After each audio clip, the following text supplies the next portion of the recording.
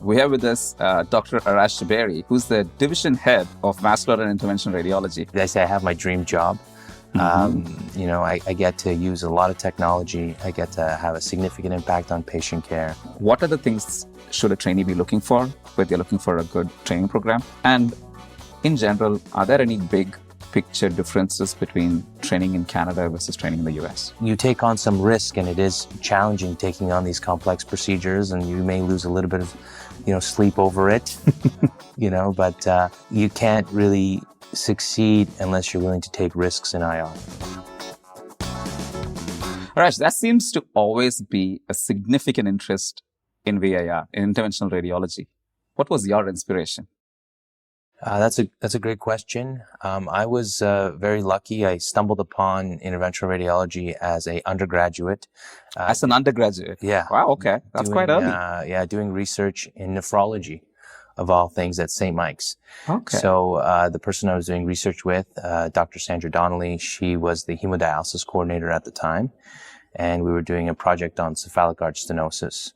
And so, vascular access is a huge part of interventional radiology. And she encouraged me to go down and spend some time in IR.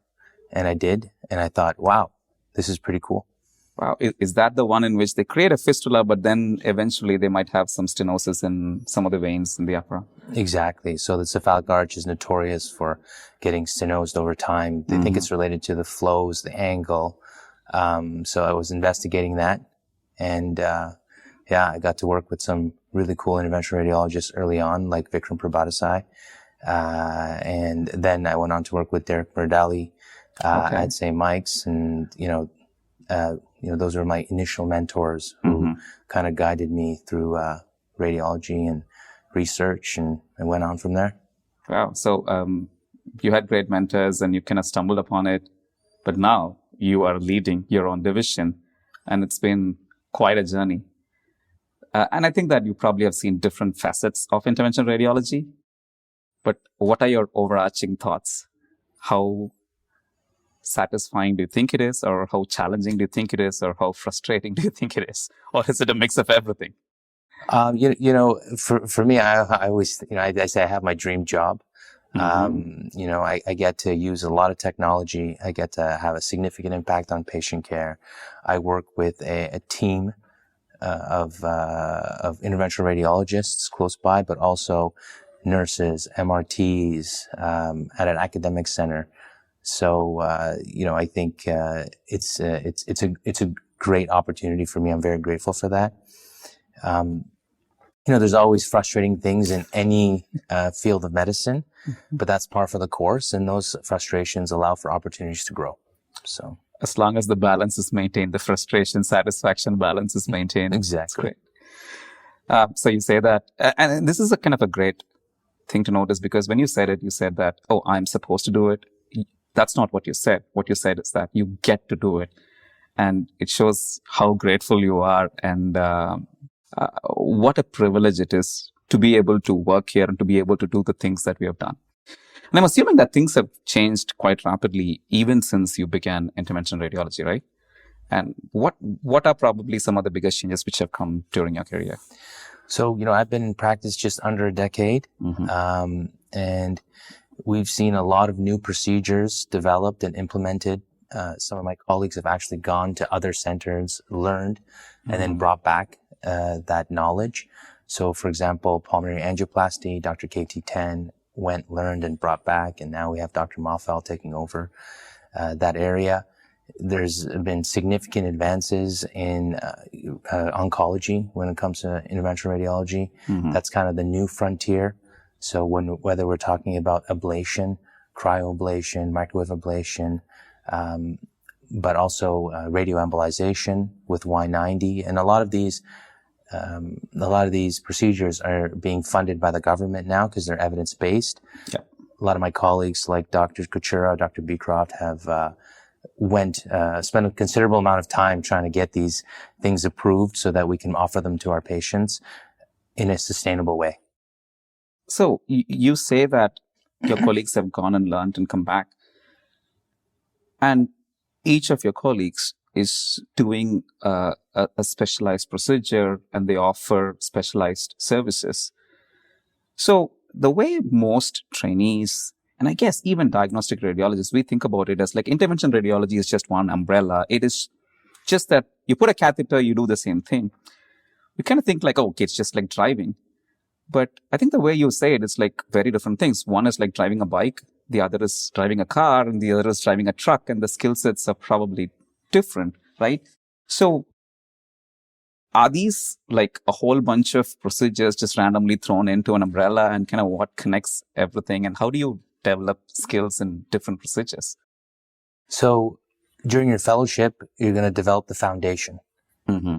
Image guidance, being able to interpret a CT and plan a procedure, being able to consent patients, figuring out what is the best treatment for patients. And then over time, you're going to develop an area of interest. Mm-hmm. And when you develop an area of interest, you're going to spend more time trying to understand what is the latest and greatest in that area. Okay. And then maybe even through research, you're going to try to advance that area. So at our institution, because there's so much complexity now in all the different types of cases, we usually have two operators who kind of hone in their understanding and their skill set into one particular area. Okay. Yeah. So if you have that foundational knowledge, is that easily transferable to individual procedures, or is training volume, like, do you think that the foundational training volume, if there's a lot of volume, then you can pick up any procedure and be able to do it? Or do you need training volume in individual procedures per se? For complex procedures, you still need to have some exposure to get comfortable. Okay. And, some could be variable for different operators. Sometimes it might be 20 cases. Sometimes something like TIPS, probably 50 or 60 cases. So most fellowships don't train you for the super complex stuff for you to do it independently. Yeah. Without the guidance of senior colleagues. That is one of the best parts of working at UHN. Even as a junior staff, you have many people that you can rely on, and they can give you the guidance needed to be successful. You take on some risk, and it is challenging taking on these complex procedures, and you may lose a little bit of, sleep over it, but you can't really succeed unless you're willing to take risks in IR. Do you still lose sleep over some of the procedures you do, or does it get better over time? It does get better over time. Before I would always spend like significant number of time looking at all the cases I have in the coming week. And I think that shortens a little bit up to a point. Mm-hmm. But, you're always one case away from being humbled and being reminded that this is difficult. Oh, absolutely. Even like I don't do a lot of procedures. I do some minor biopsies and stuff. But even then, and I've heard some of my seniors and mentors say that it's kind of a little bit of a sine curve in which you get confident and then one random complication or something happens and then, your confidence dips. Is that always there, or it kind of flattens over time? This has been my experience. I was just speaking to my colleague before I came here. Mm-hmm. I was doing a tough ablation, and I was telling my fellow, hey, sometimes you need these types of procedures to remind you that the specialty that you're in is challenging. And this is why you go through a very rigorous fellowship to build that foundation. Mm-hmm. And that's why you go to courses and continue to learn, and you go to conferences. I just came from the CARE conference, which is our annual Interventional Radiology conference. The CAIR. Yeah. Okay. Yeah. So, that's why you have to go there and keep up those skills and learn from others. I was doing a TIPS talk, and I kind of selfishly did it so that I could learn from the other person who was, my co-speaker, because I knew that they had done a lot of tips. So I'm sure they had some stuff they could teach me. And it was amazing because you do learn a lot from just discussing cases with your peers. That is true that you can learn a lot just from lectures, discussions, and doing research and reading up research. However, isn't it fundamentally very different compared to diagnostic radiology? Because when you're thinking about training volumes for diagnostic radiology, at the end of the day, it is still a little bit easier. Because let's say that I'm not good at reading MRI of the abdomen. all I need to do is just look at all the MR abdomens done last year, which is going to be in thousands. So I have so many to literally just look at and get trained. However, for IR, because you're supposed to have hands-on skill, isn't training a little bit more tougher because the logistics of it doesn't allow you to do a lot of these procedures? And so how are training programs structured and built, and how do you kind of overcome that? So yeah, to speak to your first point, getting those cases takes time and is very difficult to plan that out unless you spend time in a very busy fellowship. Yep. So you don't have the luxury of just looking at, a bunch of film in the past, though, again, there are opportunities to study procedures that have already been done and understand the rationale why somebody did one thing versus another. Okay. Look at the report, see if there's any complications. So you can still take advantage of some of the same things you have in DI. But the hands-on is ultimately the most important, and you can't get that retrospectively. You got to get that prospectively. Okay.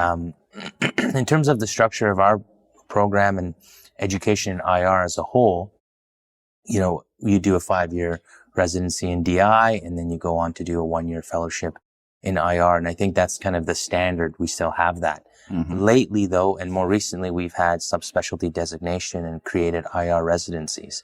Yes. This was kind of led by our colleagues in Quebec, where they established the first interventional radiology residency program that was approved. Then we went on to be one of the, if not the first English-speaking fellowship-approved Royal College IR residency. However, it takes a long time to implement. There are a lot of nuances in terms of implementing an IR residency, and also we were going in at the same time of CBD.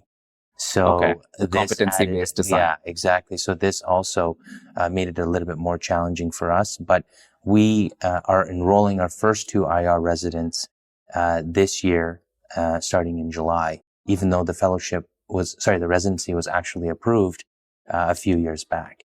Yeah, that's amazing that they're starting right now. I do understand that, especially given all these complexities, it takes time to structure and make sure that everything is satisfied, because at the end of the day, it's a very delicate balance, right?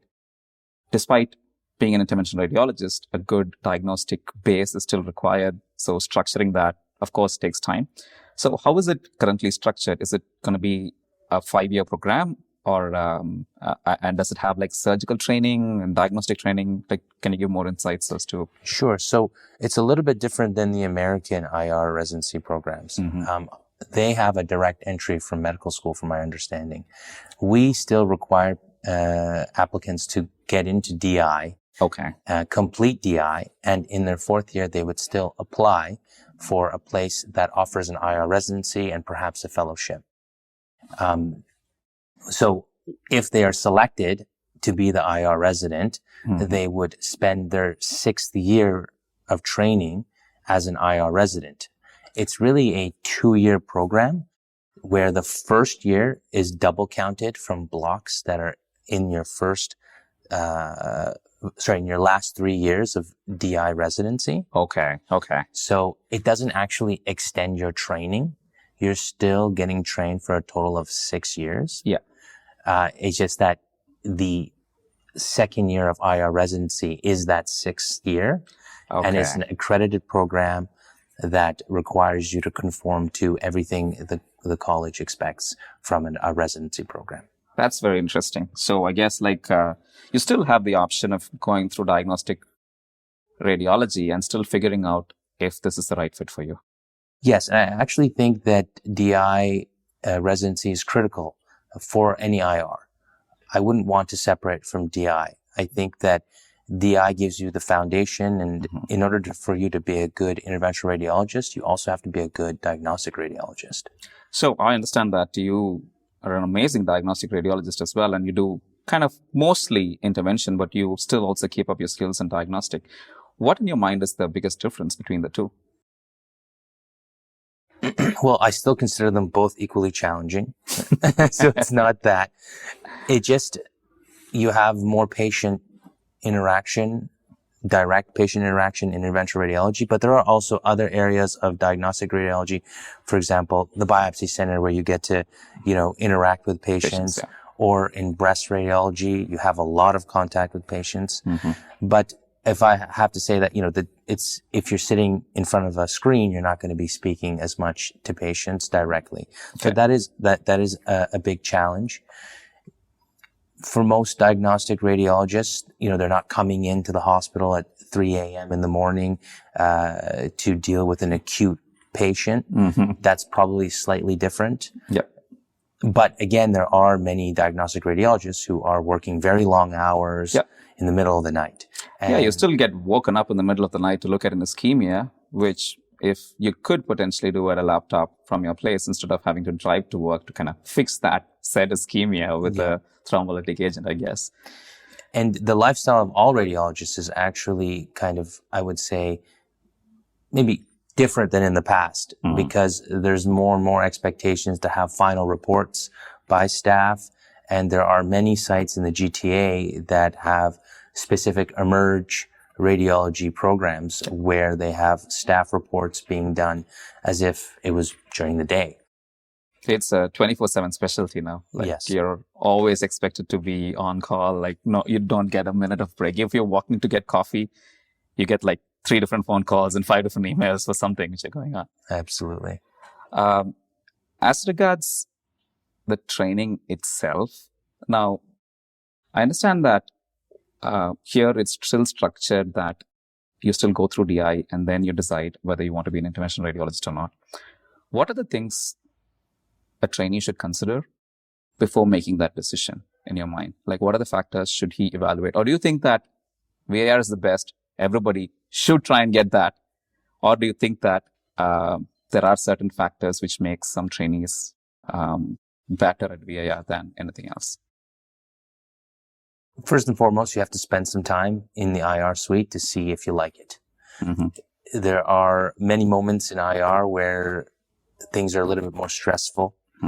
You have to make decisions quickly, and you have to be comfortable with sometimes not getting the best outcome, but trying your best. Okay. It's always, I think it's good if you like to be competitive, not necessarily with others, but with yourself, right? You want to do a case and you do it the first time, and then next time you want to do a little bit better, and you see, absolutely, how can I compete with myself to be a better version of myself, to give the best care to the patient? And so there's lots of opportunities for that, because you often do the same procedures over and over and over again. You have to be comfortable with doing some, physical work. You're going to be wearing a lead apron. Oh, yeah. So that's 40 pounds that you have to carry all the time. And better hit the gym, and you look in great shape.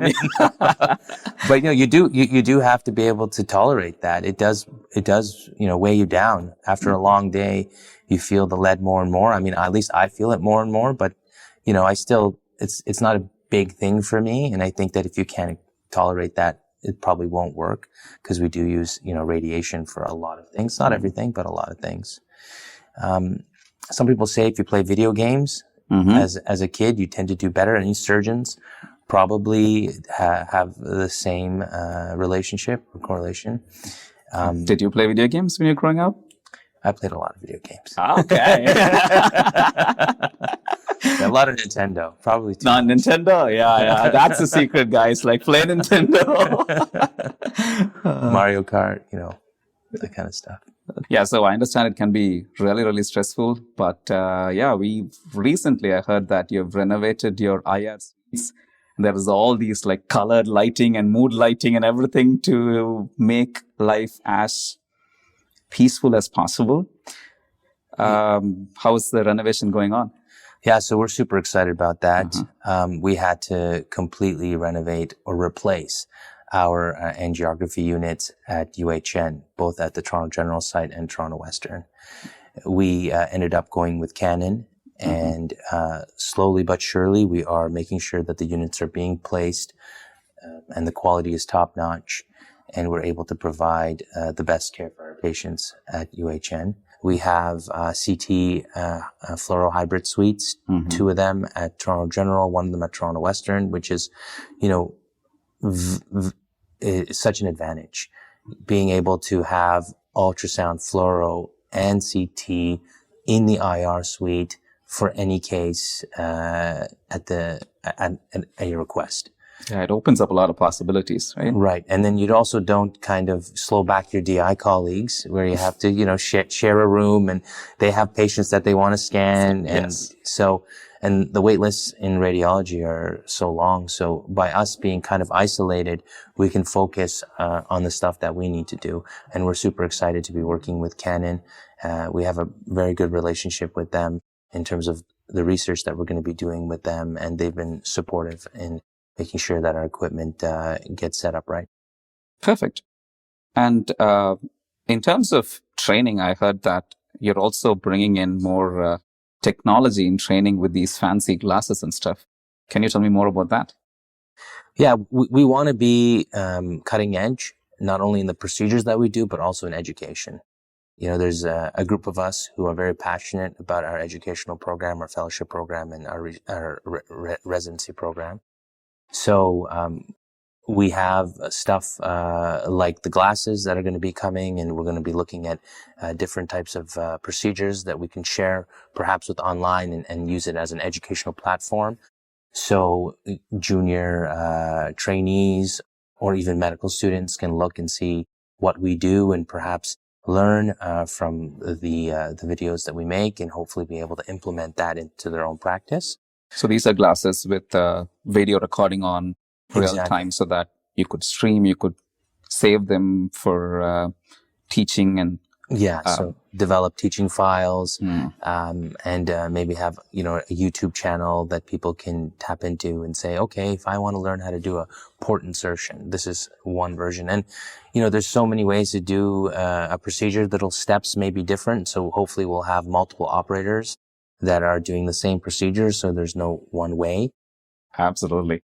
Yeah. Because I understand that, especially with procedures, there is a style and there is no right answer. One technique might be better than the other, but then everybody develops their own unique style, each of them with their own nuances, and they may all be equally effective or maybe effective in different situations as the need be. Exactly. And I think one of the advantages of our fellowship is that we have, you know, 12 different interventional radiologists, and the fellow will have to go and figure out, okay, this is how one person does it. This is a different way that someone does it, but the same end result, you know, they get a good outcome. So we hopefully will be able to do that for our educational videos as well. That's perfect. In addition, I was speaking to Dr. Maffel, and he was saying that you're using VR glasses as well for the patient side of it, so that the need for sedation is not that high, and also they feel much more comfortable during the procedure itself. Yeah, so Dr. Maffel did that wonderful study on VR access to patients during the procedure, even perhaps after the procedure is something that they were going to look at. Interesting. Patients are asking for it. It's so good during the procedure, they want it after. That's amazing. But, you know, I think everything when it comes to the patient experience from the moment they enter the hospital to the moment they leave, is something that we can optimize. And hopefully there'll be opportunities to use funding, from donors that will be able to make this experience better for patients who are going through a difficult time. IR seems such an amazing specialty. What are the commonest misconceptions about IRs that you have ever heard or encountered, or commonly you hear from trainees and then you have to correct them? That's a good question. So I guess one misconception maybe is that we're predominantly a procedural specialty and we don't have that clinical component, you know, where we have our own patients, where we admit our own patients. This does mean that you have to spend a little bit more time in the hospital, but it does give you more opportunities to be clinically relevant. We spend a lot of time working with our colleagues on tumor review boards or MCCs to figure out what is the best care for the patient. And there's the diagnostic radiology perspective, but often, you know, in the audience, beside the surgeons, there's going to be interventional radiologists who are presenting their own patients. And I'm sure you're kind of familiar with that with HCC rounds, right? Absolutely. Where It's there's just an RCC. Yeah, there's just so many therapeutic options, and you're not alone as an operator. You can bounce ideas off your colleagues, and you can come to a consensus on what is best for patient care. So people may not know that about interventional radiology, that we have this clinical component beyond the procedural component that is critical for our success. That's perfect. The other thing which actually strikes me a lot is that the common way or the common stereotype is that diagnostic radiologists are think first, think next, and act never, whereas interventional radiologists are like act first, think later. But from the way you put it, there's such a lot of decision-making process, not just in choosing patients, not just in selecting the right modality, but even during the procedure as to how to do a procedure and what are the various pathways you can take and how to personalize the procedure for the patient. So it looks like it's a lot of thought process in addition to having that physical dexterity to do a hands-on procedure really well. Yeah, absolutely. I once heard that, it's much more difficult not to do a procedure than to do a procedure, right? And knowing when to stop, for example, in a complex case, right? Not aiming for perfection always, going for what is a good outcome that's going to keep the patient safe. You can always come back again to a case if you need more time. So those attributes are sometimes overlooked, but over time you realize that they're very critical. So I understand that there are so many things which need to fall in place for someone to be a great interventional radiologist, right? So they need to be, really good and strong to be able to carry that lead apron the whole day, have the physical dexterity, have those fine finger and arm movements, have an intuitive 3D sense, but in addition, have strong decision making as well, which means that all of these attributes need to be groomed. And I'm assuming that mentorship is kind of very, very crucial for all of it. And you alluded to a lot of mentors which you had. But how do you deal with, now that you are the division head, how do you deal with mentoring your own trainees? And how do you identify trainees who are good earlier? Do you, once they walk in a room after a couple of procedures, can you tell, okay, this guy's not going to be good in IR and this guy can be good? Or is it something that you can develop the necessary skills for any training over time? Yeah, so mentorship is absolutely critical. I wouldn't be where I am today if it wasn't for the mentors I had throughout my training. Most of the time, I find that mentorship is most successful when it happens organically. You have an interested learner and you have an interested potential mentor who can foster an optimal learning environment. So that's kind of how my mentorship experiences have been. It's very easy to identify somebody interested in IR. They're the first one there, last one to leave. They're the ones asking you the questions. They have a good foundation of knowledge before they enter their rotation. And then, they're asking to do more during the rotation.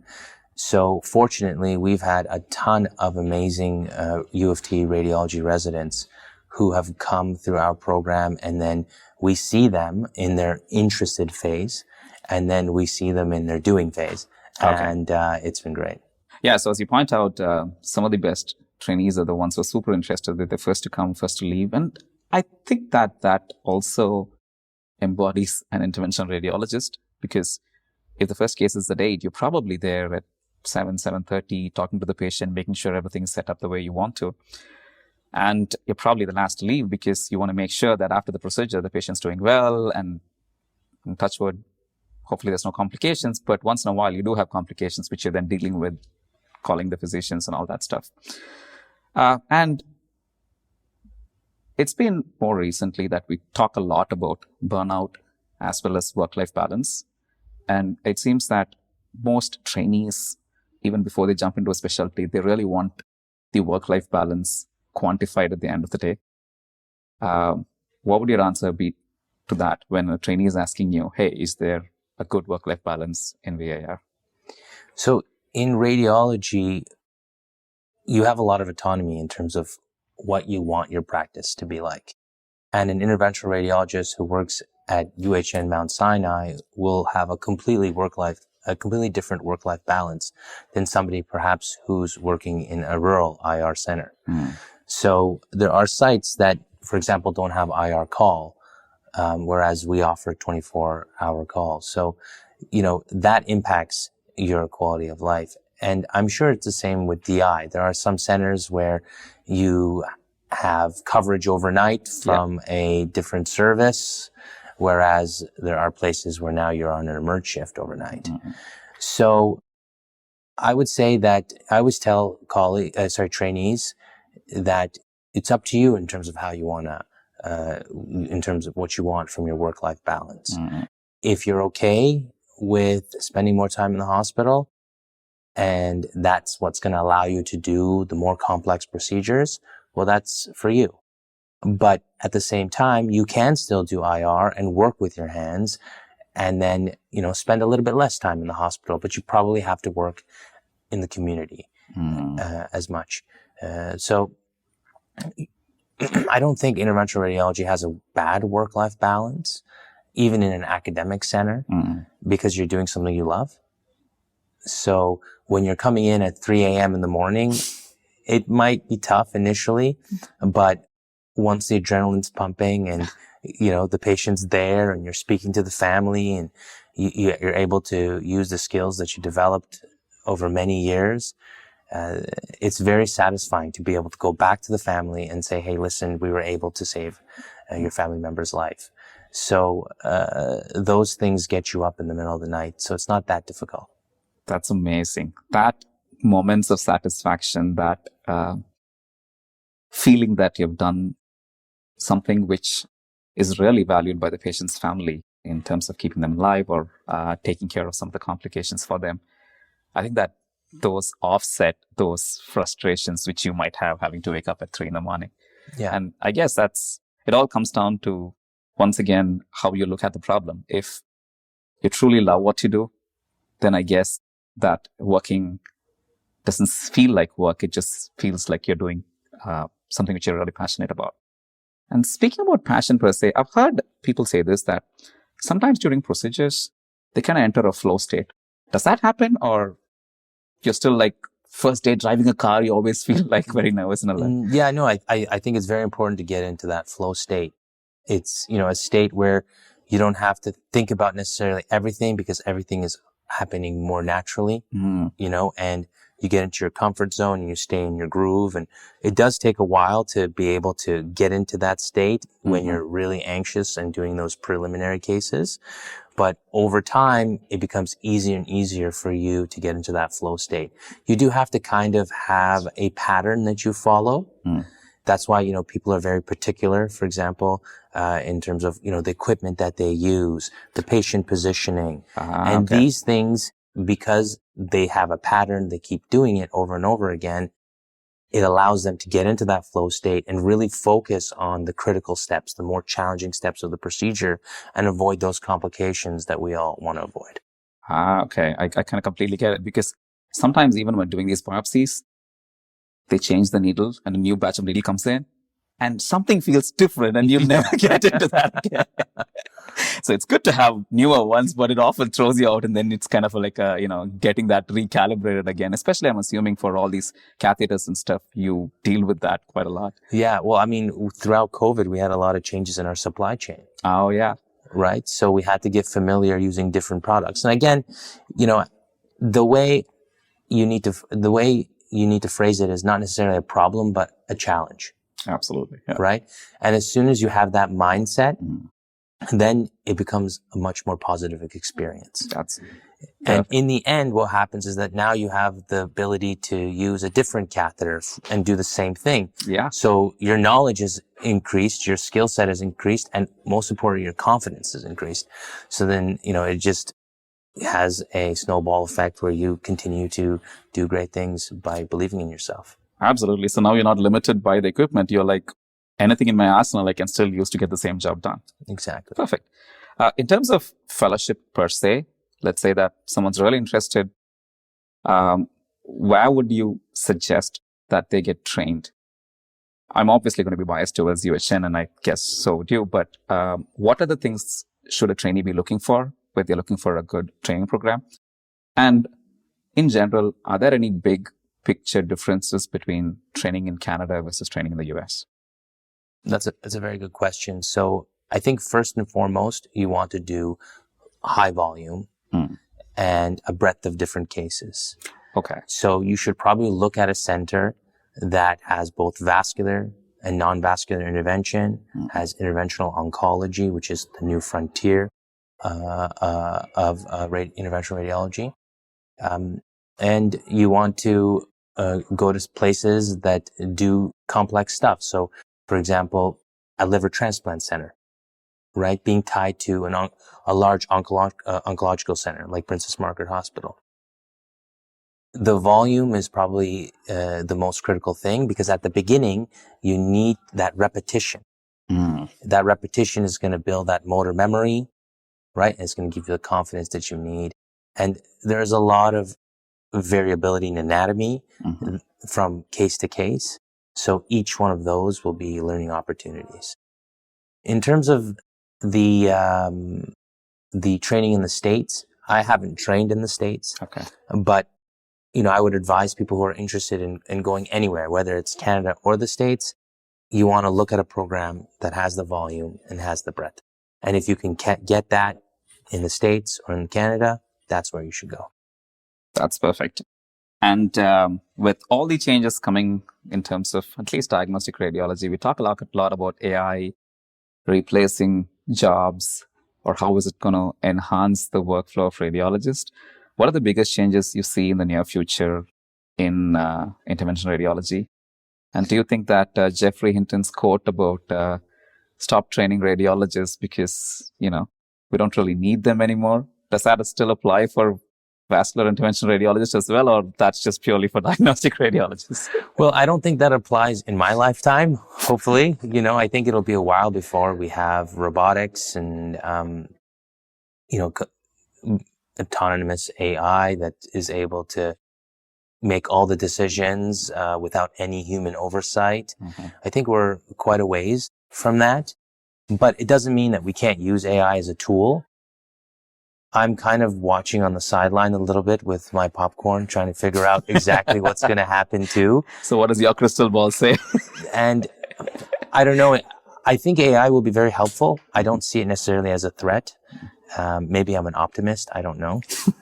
I try not to worry about too many things, but, in the future, maybe there's going to be AI that helps us pick the perfect stent in a patient, providing us the evidence right there at our fingertip and say, okay, well, based on all the reviews, in the past, this is probably the best device to use in this patient. Or it might even 3D print the stent based on the anatomy right there on the table and give you custom make a catheter for you right from scratch. Exactly. Yeah. So, there's opportunities like that, but as of this point, I haven't seen too much practical application of AI on a day-to-day basis. Okay. And I hope to, at least support that type of research at our institution so that, we can be leaders, because we do have the volumes and the interest and a lot of keen interventional radiologists who want to be at the forefront of these types of things. Absolutely amazing. It was a great conversation, Arash. I learned a lot. Perfect. I think that with diagnostic radiology, there's always this concern that AI may be taking our jobs away. However, the way I look at it is that it's making healthcare better.